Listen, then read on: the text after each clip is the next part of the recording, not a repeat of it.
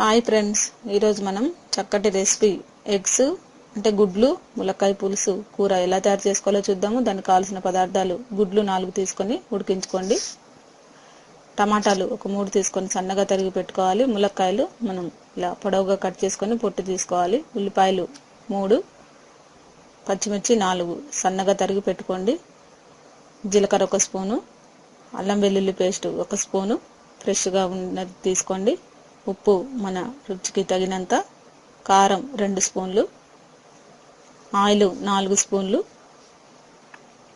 ధనియాల పొడి 1 స్పూను, పసుపు మనకి 1/2 స్పూన్ అయితే సరిపోతుంది. మనం కళాయిలో ఒక 4 స్పూన్లు ఆయిల్ వేసుకోవాలి. ఆయిల్ వేడెక్కిన తర్వాత దీంట్లో జీలకర్ర ముందుగా ఫ్రై చేసుకోవాలి. కావాలంటే పోపు దినుసులు వేసుకోవచ్చు. ఉల్లిపాయలు, పచ్చిమిర్చి ఇవి మనకి కొద్దిగా గోల్డెన్ బ్రౌన్ కలర్ వచ్చే వరకు వేయించుకోవాలి. కొద్దిగా దీంట్లోనే కొద్దిగా వేగిన తర్వాత అల్లం వెల్లుల్లి పేస్ట్ కూడా వేగితే మనకి స్మెల్ పచ్చివాసన అంతా పోయేంత వరకు వేయించుకోవాలి. పసుపు కూడా వేసుకోండి దీంట్లోనే. ఈ 3 కూడా మనకి పచ్చివాసన పోయే వరకు వేయించుకోవాలి. కొద్దిగా మనకి వేగుతున్న టైంలోనే టమాటాలు వేసేసుకోండి.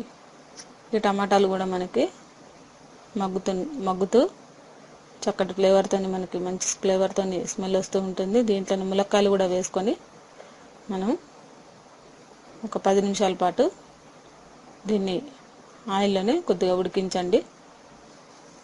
దీంట్లోనే ఉప్పు కూడా వేసుకోవాలి. మనం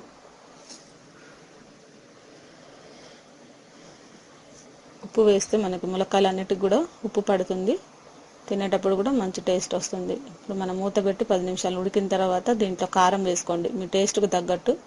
దీంట్లో కొద్దిగా కారం ఎక్కువగానే వేసుకుంటే బాగుంటుంది.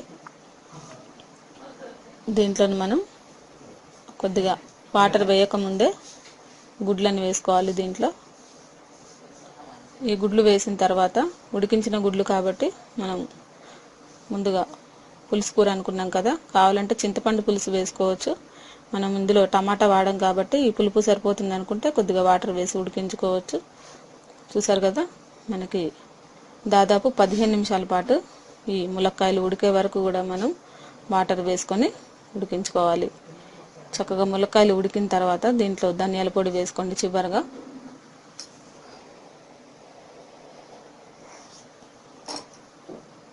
మనకి ములక్కాయలు చక్కగా మెత్తగా ఉడికిపోయాయి. ఇప్పుడు మనం స్టవ్ ఆఫ్ చేసుకొని ఇది వేడి వేడి రైస్లోకి సర్వ్ చేసుకోవచ్చు. ఈ రెసిపీ మీకు నచ్చినట్లయితే లైక్ చేయగలరు. ఈ రెసిపీని మీరు కూడా ట్రై చేసి చూడండి.